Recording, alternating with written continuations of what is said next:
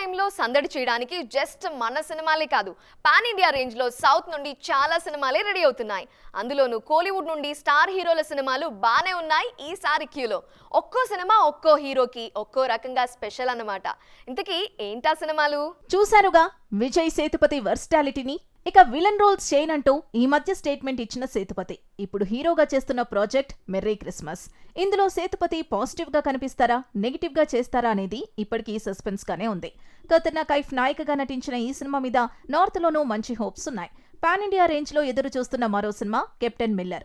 Periodic సినిమాగా తెరకెక్కిన captain Miller మీద ధనుష్ కూడా ఆశలు పెంచుకున్నారు. ధనుష్ కెప్టెన్ మిల్లర్ మీద సందీప్ కిషన్ కూడా మంచి హోప్సే పెట్టుకున్నారు. అల్లుడు ధనుష్ కెప్టెన్ మిల్లర్ తో వస్తుంటే కూతుర్ని సపోర్ట్ చేయడానికి రజనీకాంత్ లాల్ సలాం అంటూ ఈ జనవరిలో థియేటర్లోకి దూసుకొస్తున్నారు. చేసింది గెస్ట్ రోల్ అయినా రజనీ పాత్ర ఇంపాక్ట్ క్రియేట్ చేస్తుందని అంటున్నారు ఐశ్వర్య రజనీకాంత్. విక్రమ్ హీరోగా కోలార్ గోల్డ్ ఫీల్డ్స్ నేపథ్యంలో తెరకెక్కుతున్న సినిమా తంగలాన్. విక్రమ్ గెటప్ నుంచి కాన్సెప్ట్ వరకు ప్రతిదీ స్పెషల్ గా ఉంటుందని అంటున్నారు మేకర్స్.